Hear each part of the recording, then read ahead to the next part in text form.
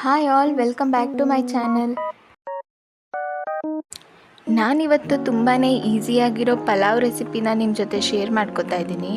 ಮೊದಲು ಶುಂಠಿ, ಬೆಳ್ಳುಳ್ಳಿ, ಹಸಿಮೆಣಸಿನ್ಕಾಯಿ, ಕೊತ್ತಂಬರಿ, ಪುದೀನ, ಸ್ವಲ್ಪ ಚಕ್ಕೆ ಮಸಾಲ ಇಷ್ಟನ್ನು ಹಾಕ್ಕೊಂಡು ಫೈನ್ ಪೇಸ್ಟಾಗಿ ರುಬ್ಬಿಟ್ಕೋಬೇಕು.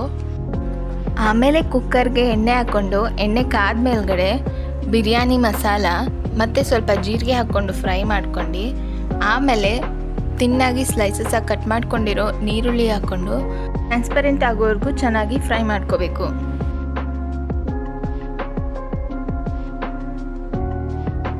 ನೋಡಿ, ಇವಾಗ ಎಲ್ಲನೂ ಚೆನ್ನಾಗಿ ಫ್ರೈ ಆಗಿದೆ.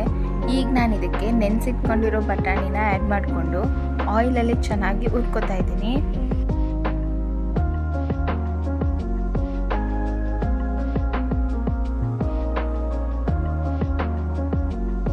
ಎಲ್ಲನೂ ಚೆನ್ನಾಗಿ ಕುಕ್ ಆಗಲಿ ಅಂತ ಸ್ವಲ್ಪ ಸಾಲ್ಟ್ ಆ್ಯಡ್ ಮಾಡ್ಕೊತಾ ಇದ್ದೀನಿ. ಈಗೆಲ್ಲನೂ ಚೆನ್ನಾಗಿ ಕುಕ್ ಆಗಿದೆ. ನಾನು ಇದಕ್ಕೆ ಹೆಚ್ಚಿಟ್ಕೊಂಡಿರೋ ಕ್ಯಾರೆಟು, ಬೀನ್ಸು, ಆಲೂಗಡ್ಡೆನ ಆ್ಯಡ್ ಮಾಡ್ಕೊತಾ ಇದ್ದೀನಿ.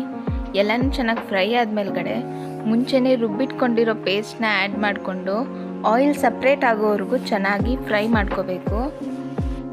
ಎಲ್ಲ ತರಕಾರಿ ಜೊತೆ ಟೊಮ್ಯಾಟೊನೂ ಆ್ಯಡ್ ಮಾಡ್ಕೋಬೇಕು.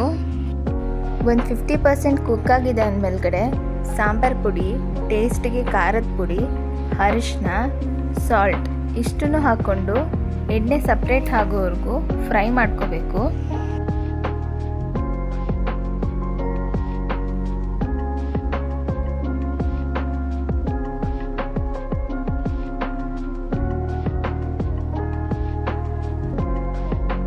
ನೋಡಿ, ಈಗ ನೀರೆಲ್ಲ ಚೆನ್ನಾಗಿ ಡ್ರೈ ಆಗಿ ಆಯಿಲ್ ಸಪ್ರೇಟ್ ಆಗಿದೆ.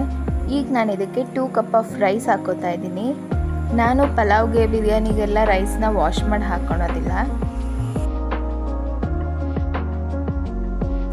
ತರಕಾರಿ, ಮಸಾಲ, ರೈಸ್ ಎಲ್ಲ ಚೆನ್ನಾಗಿ ಹೊಂದ್ಕೊಳೋವರೆಗೂ ಒಂದು 2 ಮಿನಿಟ್ಸ್ ಕುಕ್ ಮಾಡ್ಕೋಬೇಕು. ನಾನು ಇನ್ನೊಂದು ಕಡೆ ಬಿಸಿನೀರು ಇಟ್ಕೊಂಡಿದ್ದೀನಿ. ಆಗ ಮಾಡೋದ್ರಿಂದ ತುಂಬ ಕ್ವಿಕ್ಕಾಗಿ ಆಗುತ್ತೆ. ನಾನಿವತ್ತು 2 ಕಪ್ ಆಫ್ ರೈಸ್ಗೆ 4 ಕಪ್ ಆಫ್ ವಾಟರ್ ಹಾಕ್ಕೊಂಡು ಚೆನ್ನಾಗಿ ಕುದಿಸ್ಕೋಬೇಕು.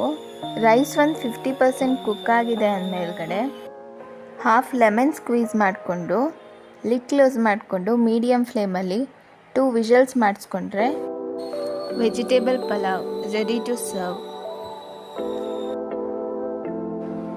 ಮೊಸರು ಬಜ್ಜಿ ಜೊತೆ ಸರ್ವ್ ಮಾಡಿದರೆ ತುಂಬಾ ಚೆನ್ನಾಗಿರುತ್ತೆ. Thank you for watching.